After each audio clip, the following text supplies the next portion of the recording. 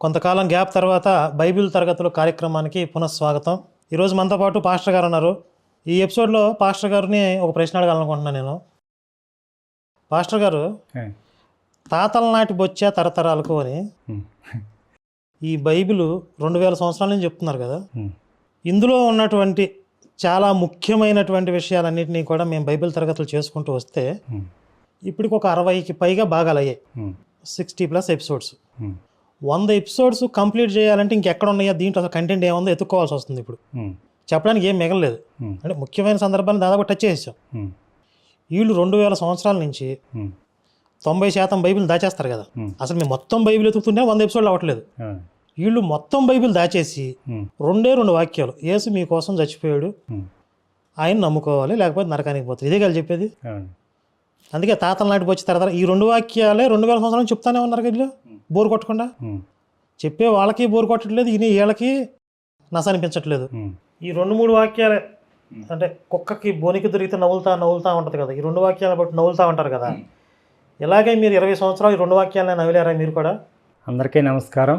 Bible రత్న కరుణాకర్ గారు, అలాగే madam Srilakshmi గారితో ఇద్దరితో పాటు కలిసి నేను కూడా ఈ యొక్క బైబిల్ తరగతులు అనేటటువంటి కార్యక్రమంలో ఈరోజు ఒక స్పెషల్ ఎపిసోడ్ కింద ఏర్పాటు చేశారు. అయితే ఈ బైబిల్ తరగతులు అనేటటువంటిది క్రైస్తవ్యంలో చాలా ముఖ్యమైనదండి. ఎంత ముఖ్యమైనదంటే ఈ బైబిల్ తరగతులు చూసిన తర్వాత అనేక విషయాలు పాస్టర్స్ నేర్చుకున్నారు, అందులో నేను నేర్చుకున్నాను. కానీ మేము కరుణాకర్ గారు చెప్పినటువంటి విషయాలు నేర్చుకున్నామని చెప్పడానికి వాళ్ళ మనసు అంగీకరించడం లేదండి. కాబట్టి మీరు చేసినటువంటి బైబిల్ తరగతులు ఏమైతే ఉన్నాయో ఇంచుమించు ప్రపంచంలో ఈ బైబిలు బోధించడం ప్రారంభించిన తర్వాత మీరు చెప్పినటువంటి విషయాలు ఏ పాస్టర్ చెప్పలేదు. కావాలంటే మేము పలానా విషయం చెప్పామని మీకు దమ్ముంటే బయటికి రండి, మా ఆఫీస్కి ఫోన్ చేయండి, మేము పలానా విషయం గురించి చెప్పామని దానికి మేము వివరణ ఇస్తాం. ఈ బైబిల్ తరగతుల్లో మేము చెప్పిన సబ్జెక్ట్ అంతా ఆల్రెడీ నేను నా చర్చిలో చెప్పాను అని చెప్పి ఒక పాస్టర్ అయినా బయటికి రావాలి. ఇప్పుడు రారండి, ఎవరోని అదే లేరండి. అదే కదా మీ ఛాలెంజ్. ఇప్పుడు ఎంతసేపు యేసు మిమ్మల్ని రక్షిస్తాడు, యేసు మీకు ఆశీర్వాదం ఇస్తాడు, ఇంకా మాకంటే మేము ఏమైతే చెప్తామో అవన్నీ కూడా మీరు ఆల్రెడీ ఎప్పుడో చెప్పేశారు. ఇప్పుడు మళ్ళీ కొత్తగా చెప్పి మన యొక్క ఆడియన్స్కి బోర్ కొట్టించవలసిన అవసరం లేదు. ఎందుకంటే మాకంటే ఎక్కువ విషయాలు మీరు చెప్పేశారు. కానీ ఏంటంటే ఇప్పుడు నేను ఎక్స్పాస్టర్ అయిన తర్వాత కొన్ని మీరు రాసినటువంటి బుక్స్ 2 పుస్తకాలు ఉన్నాయి కదండి, ఆ 2 పుస్తకాలు చదివిన తర్వాత నేను ఇప్పుడు లాజిక్గా చదవడం నేర్చుకున్నాను. బైబిల్ అయితే చదివాను, కానీ నా ఆలోచనతో చదివాను నేను.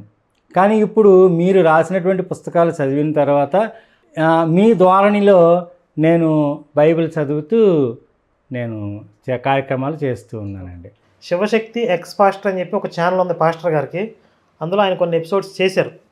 అంటే బైబిల్ మీద ఇప్పటి వరకు మనం ఎక్స్పోజ్ చేసిన విషయాలే కాకుండా ఇంకొంచెం సూక్ష్మంగా చిన్న విషయాలు కూడా మీరు పట్టుకుని, చిన్న విషయాలు కానీ షార్ప్గా ఉన్నాయి. నేను కొన్ని చూశాను ఎపిసోడ్స్ అవి. అసలు ఇప్పుడు ఈ బైబిల్ తరగతుల్లో వాటి మీద చర్చ పెడదామని నా అభిప్రాయం. అంటే మీరు పాయింట్అవుట్ చేశారు కదా కొన్ని బైబిల్లో, అందులో ముఖ్యమైన ఏదైనా ఒక 2 పాయింట్లు చెప్పండి, వాటి మీద చర్చ పెడదాం. ఇప్పుడు అబ్రహాం యొక్క వయసులో తప్పుడు లెక్క, అబ్రహాం వయసులో తప్పుడు లెక్కలు బైబిల్లో ఒకటి. రెండవది, ఇశ్రాయేలు ప్రజలు 400 సంవత్సరాలు బానిసత్వం అనుభవించిన తర్వాత వాళ్ళు బయటికి తీసుకొచ్చి కానాను దేశం పంపిస్తానన్నాడు బైబిల్ దేవుడు, అదొక తప్పుడు లెక్క. తరువాత మోషే 6వ తరం వాడు, యెహోషువ 19వ తరం వాడు, కాలేబు అసలు ఎన్ని తరాలో తెలియనటువంటి వాడు. ఈ ముగ్గురికి లింక్ ఎలా కుదిరింది? అబ్రహాం నుండి 6వ తరం వాడు మోషే, 19వ తరం వాడు కాలేబు కాదు, యెహోషువ. అసలు ఎన్నో తరం వాడో తెలియదు, కాలేదు కాలేబు అసలు ఎన్నో వాడో తెలియదు. తెలియదు. వీళ్ళు ముగ్గురిని కలిపి ఒకటే జనరేషన్లో వేశారు. వేశారు. మోషే దగ్గర పని చేసినట్టుగా ఇందులో రాసేశారు. మోషే తర్వాత నెక్స్ట్ యెహోషువకు అప్పచెప్పాడు. అప్పచెప్పాడు. కాలేబు కూడా గూఢచారుల్లో వెళ్ళి నమ్మకస్తుడిగా ఉన్నాడు అని చెప్పారు కదా. మరొక ముఖ్యమైన పాయింట్, యాకోబు తన యొక్క వివాహ జీవితం అయిన తర్వాత 6 సంవత్సరాల్లో 11 మంది కొడుకులు, ఒక కుమార్తె ఎలా పుట్టారు? అదొక తప్పుడు లెక్క. ఇలాగా కొన్ని చేసుకుంటూ వచ్చానండి. సరే, ఇప్పటి వరకు మనం యేసు గురించి, క్రైస్తవం గురించి సిద్ధాంతపరమైన విషయాలు చాలా లోతుగా కూలంకషంగా చర్చించాం. అంటే యేసు పాపుల కోసం చచ్చిపోయాడా, యేసు కన్యక పుట్టాడా, యేసు వలన మనకు పాప క్షమాపణ జరుగుతుందా, ఆయనే పరలోకానికి మార్గమా, అలాగే బైబిల్ దేవుడు పరిశుద్ధుడా, బైబిల్ దేవుడు చేసిన ఘనకార్యాలు, ఇలా చాలా చూసాం. అయితే ఇక్కడ పాస్టర్ గారు చెప్పేటటువంటి కొన్ని విషయాల్లో లెక్కల్లో తేడాలు ఉన్నాయి. ఇలాగ 2-3 విషయాలు ఉన్నాయి. ఇవన్నీ ఈ ఎపిసోడ్లో టైం సరిపోతే ఈ 3 విషయాల మీద మాట్లాడదాం, లేకపోతే దీన్ని కంటిన్యూ చేసి నెక్స్ట్ ఎపిసోడ్ కూడా చేద్దాం. ఫస్ట్ పాయింట్ చెప్పండి. మీరు ఇప్పుడు మాట్లాడుతూ యేసు గురించి చెప్పారు కదా, మీరు అదర్ సైడ్ ఆఫ్ జీసస్ అని ఒక బుక్ రాశారు నూతన నిబంధన మీద. మీరు ఒక కోణంలో యేసు పాపి అని ప్రూవ్ చేశారు. అందులో మీరు రెఫరెన్స్తో సహా ఇచ్చారు. నేను మీ బుక్ చదివిన తర్వాత నేను యేసు పాపి అని ఇంకొక కోణంలో నేను తయారు చేశానండి. అయితే అది ఇంకొక ఎపిసోడ్ చేద్దాం. ఇప్పుడు అన్ని పాయింట్స్ ఒకేసారి తీసుకోలేం కాబట్టి బైబిల్ ప్రకారంగా యేసు పాపే, అందులో సందేహం లేదు. అసలు పెద్ద పాపి ఎవరంటే యేసు. ఎందుకంటే బైబిల్ దేవుడిని ఎవరైతే ఎదిరిస్తారో వాళ్ళే పాపి అని చెప్పారు బైబిల్లో. ఆజ్ఞాతిక్రమణమే పాపం అని ఉంది. బైబిల్ దేవుడి ఆజ్ఞను ఎక్కువగా ఎదిరించింది ఆయన యేసే. ఆయన మీద తిరుగుబాటు చేసింది అందరికంటే పెద్ద పాపి యేసు బైబిల్ ప్రకారంగా. మీరు ఎలా చెప్పారో చూద్దాం తర్వాత. ఆ బైబిల్కి జిప్పు ఉండేది కదా, దీని మీద ఒక అతను శ్రీకాకుళంలో ఒక విషయం చెప్పాడు. నేనేదో ఒక పర్యటనకి వెళ్ళినప్పుడు, ప్రపంచంలో ఏ పుస్తకంకైనా జిప్ వేసి ఉండడం మీరు చూసారా అన్నాడు. ఎక్కడ లేదన్నా. ఈ బైబిల్కి ఎందుకు జిప్ ఉంటుందంటే, ఈ బైబిల్ ఇక్కడ ఉంది, ఈ గాలికి ఎలా పేపర్లు కదిలిపోయి అందులో ఏ బూతులో ఎవరి కంట్రోల్లో పడతాయి అని చెప్పి జాగ్రత్తగా జిప్పేసి పెడతారు. అసలు అది ఓపెన్ అయితే చదివే అంత వీలు ఉంటుందండి అసలు ఆ బుక్లో? 100కి 1-2 చదువుతారు బైబిల్. మిగతా 98 మంది బైబిల్ చదవరండి. చదవకుండానే ఈ పుస్తకాన్ని సంకలో పెట్టుకుని తిరుగుతూ ఉంటారు.